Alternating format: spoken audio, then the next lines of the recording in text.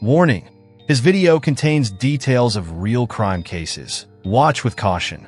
If you're a fan of true crime investigations and want to follow more stories like this, subscribe to the channel and turn on notifications so you don't miss any case. In the quiet suburbs of Austin, Texas, the story of Jack and Emily Thompson unfolded like a modern American tragedy. Jack, a successful software engineer at a rising tech startup, and Emily, a talented interior designer with her own boutique firm, seemed to embody the American dream. Their Spanish-style home in a gated community was the envy of their neighbors, with its manicured lawn and stylish decor that hinted at Emily's professional touch. To their friends and colleagues, the Thompsons were the golden couple, successful, attractive, and seemingly perfect in every way. Jack, with his quiet demeanor and sharp intellect, was respected in the tech community for his innovative solutions. Emily, vivacious and creative, was the life of every gathering, her charm and eye for beauty evident in both her work and personal life.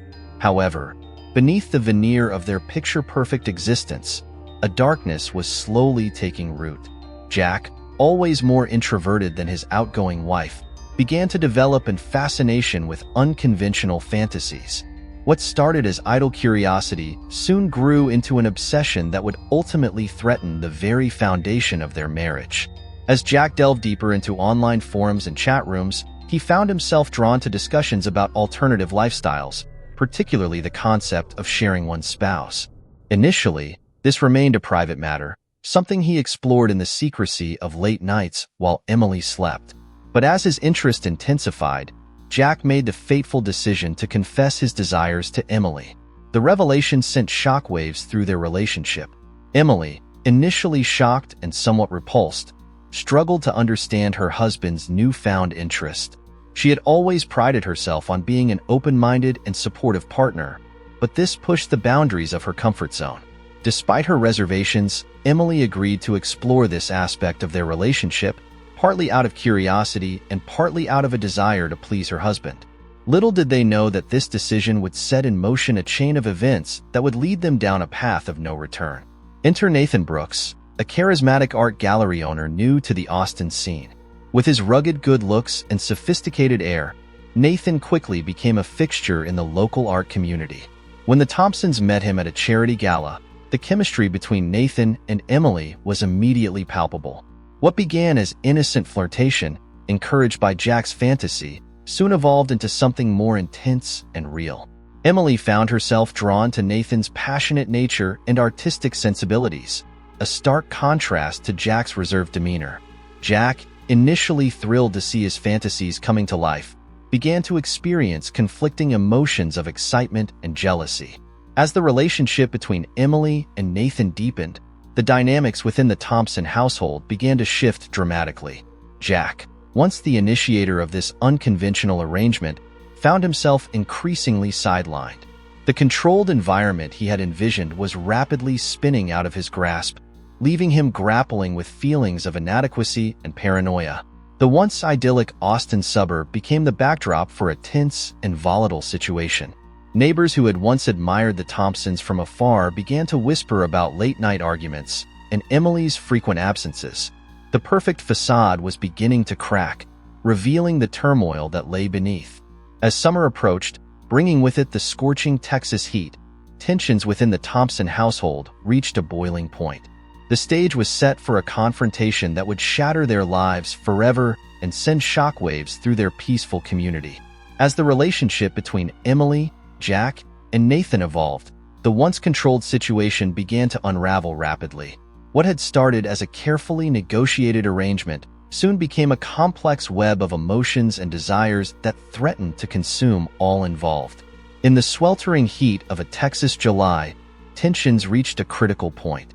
Jack, feeling increasingly marginalized in his own marriage, planned a romantic evening in an attempt to reconnect with Emily. He had prepared a gourmet dinner, complete with Emily's favorite wine and a carefully curated playlist of their shared memories. However, as the hours ticked by, Emily was nowhere to be found. When she finally returned home, well past midnight, the signs of her evening with Nathan were unmistakable. Her disheveled appearance and the faint scent of unfamiliar cologne told Jack everything he didn't want to know. The carefully laid dinner sat cold and untouched on the table, a poignant symbol of their crumbling relationship.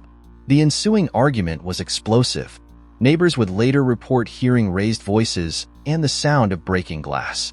Jack, consumed by jealousy and hurt, demanded that Emily end her relationship with Nathan. Emily, torn between her growing feelings for Nathan and her commitment to Jack, found herself at a crossroads. In the days that followed, an uneasy calm settled over the Thompson household. Jack retreated into himself, spending long hours at work and avoiding conversation with Emily. Emily, feeling guilty yet resentful, threw herself into her design projects, often staying late at her studio to avoid the tense atmosphere at home. 2 weeks after that fateful night, the quiet Austin suburb was rocked by a shocking discovery. Nathan Brooks was found dead behind his art gallery, his body bearing signs of a violent struggle. The once vibrant artist lay in a pool of his own blood, his final moments seemingly spent in a desperate fight for his life. The police were quick to respond, cordoning off the area and beginning their investigation. As they delved deeper into Nathan's life and connections, the complex relationship between him and the Thompsons quickly came to light. Detective Sarah Martinez, lead investigator on the case, found herself unraveling a tangled web of passion, jealousy, and betrayal. Initial interviews with Emily revealed a woman torn between grief and fear. She admitted to her relationship with Nathan, but insisted that it had been consensual and encouraged by Jack. Jack, when questioned, presented a facade of shock and disbelief. He claimed to have been working late on the night of the murder, an alibi that initially seemed to hold up. However, as the investigation progressed, inconsistencies in his story began to emerge. The breakthrough in the case came from an unexpected source. A homeless man, known to frequent the alley behind Nathan's gallery, came forward with crucial information. He reported seeing a man matching Jack's description entering the alley on the night of the murder, carrying a bag that seemed unusually heavy. This testimony, combined with security camera footage from nearby businesses, placed Jack in the vicinity of the crime scene during the estimated time of Nathan's death. The noose was tightening, and Jack Thompson found himself at the center of a murder investigation that threatened to expose the dark undercurrents of what had once seemed a perfect life. As the investigation intensified, the quiet suburb became a hotbed of speculation and fear. The idyllic facade of the community had been shattered, revealing the potential for darkness that can lurk behind even the most picture-perfect exteriors. As the investigation into Nathan Brooks' murder deepened, Detective Sarah Martinez and her team found themselves peeling back layers of deception and hidden motives. The case, which had initially seemed straightforward, was rapidly evolving into a complex web of interpersonal dynamics and suppressed emotions. One of the first major breakthroughs came when the police obtained warrants to search the electronic devices of all involved parties. The digital forensics team uncovered a trove of text messages between Emily and Nathan, revealing the extent of their relationship. The messages painted a picture of a passionate affair that had grown far beyond the boundaries initially set by Jack and Emily's arrangement. Particularly damning was a series of messages exchanged on the night before Nathan's murder. They indicated that Emily and Nathan had met in secret, discussing plans to leave Austin together. This revelation cast Emily in a new light, transforming her from a grieving lover to a potential suspect with a motive for wanting her husband out of the picture. When confronted with this evidence, Emily broke down during questioning. She admitted to having developed deep feelings for Nathan, confessing that their relationship had evolved beyond the physical into an emotional connection she hadn't anticipated. However, she vehemently denied any involvement in his death, insisting that despite her feelings for Nathan, she could never harm anyone. Meanwhile, the investigation into Jack's alibi began to unravel. His claim of working late on the night of the murder was contradicted by office security logs, which showed him leaving earlier than he had stated. Furthermore, his cell phone records placed him in the vicinity of Nathan's gallery around the estimated time of death. The case took another turn when a local pawn shop owner came forward with information. He reported that Jack had sold a unique watch just days after the murder, a watch that Emily later identified as a gift she had given to Nathan. This piece of evidence suggested not only Jack's involvement in the crime but also a possible motive, reclaiming what he saw as rightfully his. As the net tightened around Jack, Detective Martinez ordered a thorough search of the Thompson residence. It was during this search that investigators made a crucial discovery hidden in the attic: a blood-stained tire iron, carefully wrapped and concealed behind old boxes. Forensic analysis would later confirm that the blood belonged to Nathan Brooks, and the tool matched the wounds found on his body. The community watched in shock as Jack Thompson, once a respected member of their neighborhood, was led away in handcuffs. The arrest sent ripples through Austin's tech industry, where Jack had been seen as a rising star. Colleagues and friends struggled to reconcile the image of the quiet, intelligent engineer with the accused murderer now splashed across local news. Emily, caught between grief for Nathan and shock at Jack's actions, became a central figure in the media circus that ensued. Reporters camped outside her home, seeking comments and insights into the tragic turn of events. The once private details of their unconventional relationship became fodder for public consumption, sparking debates about morality, trust, and the dangers of pushing relationship boundaries. As the case moved towards trial, prosecutors began building their argument around a narrative of jealousy and betrayal. They painted a picture of Jack as a man who had initiated a dangerous game, only to lose control and resort to violence when faced with the consequences of his actions. The quiet Austin suburb, once known for its safety and tranquility, now found itself at the center of a sensational murder case. Neighbors who had once envied the Thompsons now locked their doors at night, wondering what dark secrets might be hiding behind other perfectly manicured lawns and pristine facades. The case against Jack Thompson took a decisive turn when the forensics team made a breakthrough in their analysis of the blood-stained tire iron found in the Thompsons' attic. Advanced DNA testing not only confirmed the presence of Nathan Brooks' blood, but also revealed traces of Jack's DNA on the handle. This piece of evidence became the linchpin of the prosecution's case, providing a direct link between Jack and the murder weapon. In a surprising development, a series of security camera footage from businesses near Nathan's gallery was uncovered. While none of the cameras captured the actual crime, they painted a damning picture of Jack's movements on the night of the murder. One camera showed Jack entering the alley behind the gallery, carrying what appeared to be a gym bag. Another captured him leaving the same alley an hour later, visibly agitated and without the bag. Detective Martinez and her team meticulously pieced together a timeline using this footage, cell phone records, and witness statements. The resulting narrative left little room for doubt about Jack's presence at the scene of the crime during the critical time frame. As the evidence mounted, Jack's defense team found themselves in an increasingly difficult position. Their initial strategy of portraying Jack as a loving husband caught in a misunderstanding began to crumble under the weight of the prosecution's evidence. In a last-ditch effort to salvage their case, they attempted to shift focus onto Emily, suggesting that she might have manipulated both men and orchestrated the murder to free herself from the marriage. However, this strategy backfired when Emily took the stand. In emotional testimony that captivated the courtroom, she detailed the evolution of their relationship, from a seemingly perfect marriage to the introduction of Nathan into their lives. Emily's raw honesty about her feelings for both men and her obvious distress over the tragic outcome lent credibility to her words. Her testimony painted a picture not of a manipulative woman, but of someone caught in a situation that had spiraled far beyond her control. The turning point in the trial came when the prosecution called an unexpected witness, Dr. Liam Foster, a psychiatrist who had been seeing Jack for several months prior to the murder. Although initially reluctant to break doctor-patient confidentiality, Dr. Foster was compelled to testify by court order. His testimony revealed that Jack had been struggling with intense feelings of jealousy, inadequacy, and rage in the months leading up to Nathan's death. Dr. Foster described sessions in which Jack expressed growing resentment towards Nathan and feelings of betrayal by Emily. Most crucially, he recounted a session just days before the murder where Jack had spoken about violent fantasies involving Nathan. While Dr. Foster had not believed Jack would act on these thoughts at the time, this testimony provided crucial insight into Jack's state of mind leading up to the crime. The impact of Dr. Foster's words was palpable in the courtroom. Jurors visibly reacted, some shaking their heads in disbelief, others casting sympathetic glances towards Emily. Jack, who had maintained a stoic demeanor throughout much of the trial, noticeably paled as his private thoughts were laid bare before the court.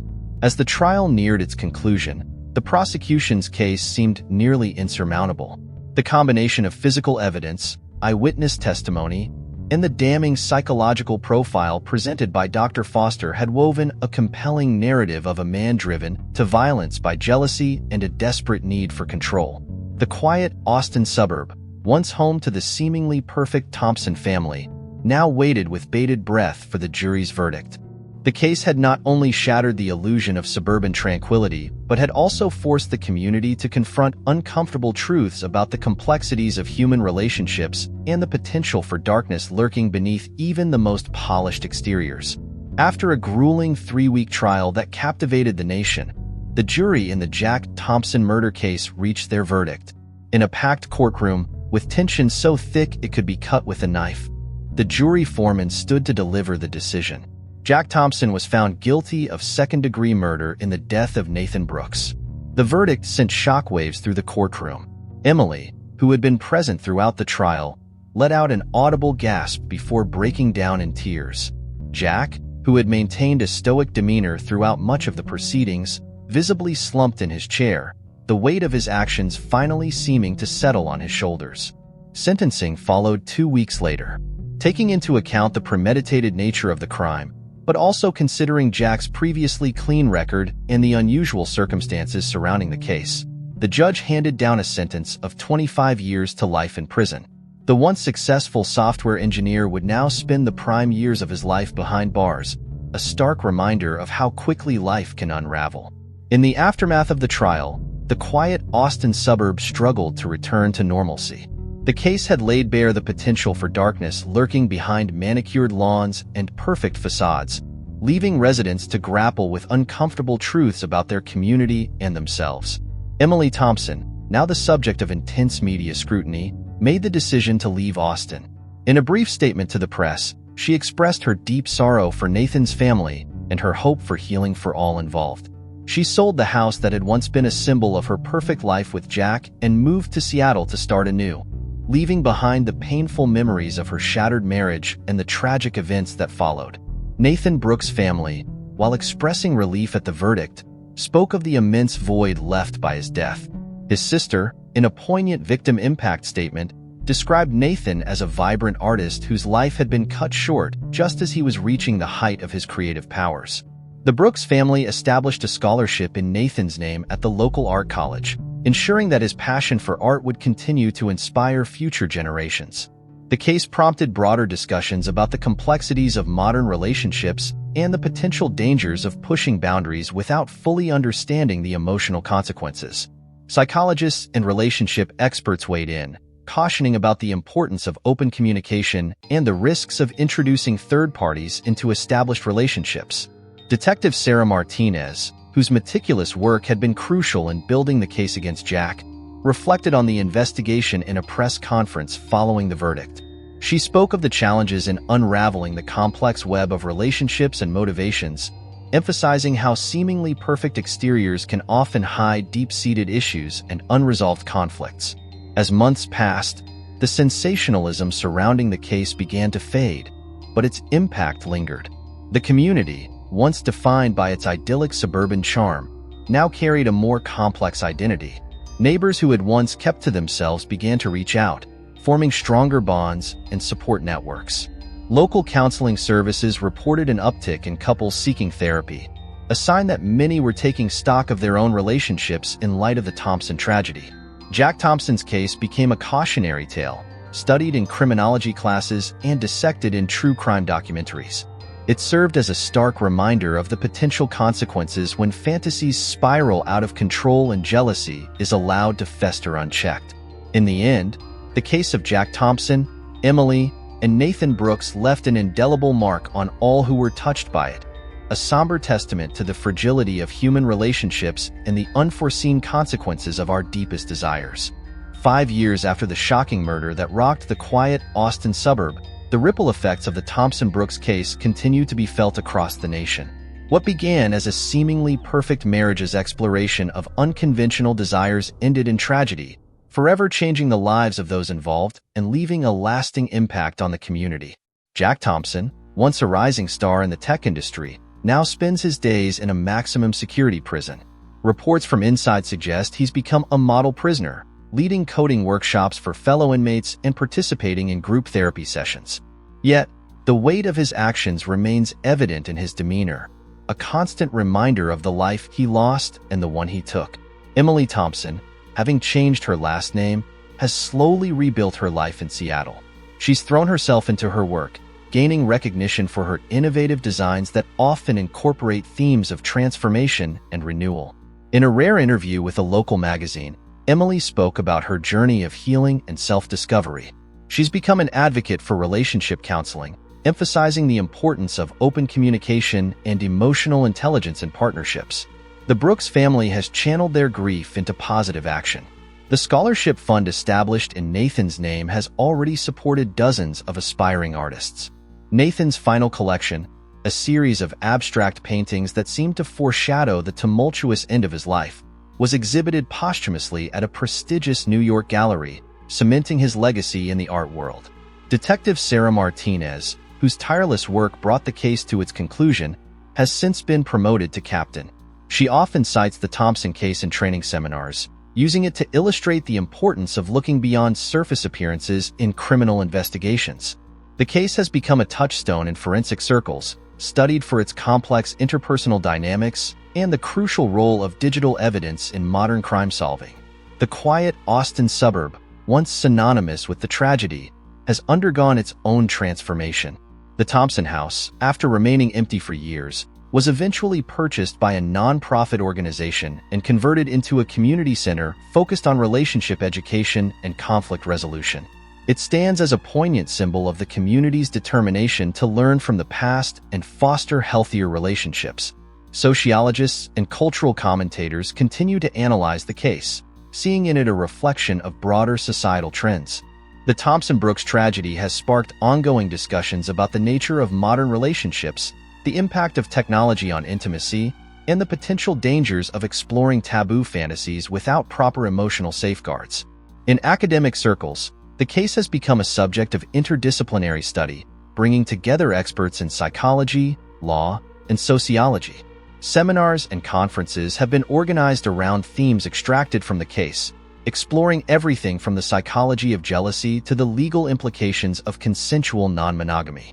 As time passes, the sensationalism surrounding the case has faded, but its lessons remain.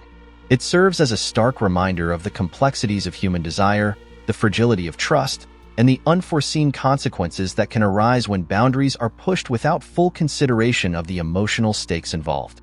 The Thompson-Brooks case, with its tale of love, betrayal, and tragic consequences, has left an indelible mark on the American psyche. It stands as a cautionary tale, a source of ongoing reflection, and a catalyst for important conversations about the nature of relationships in the modern world.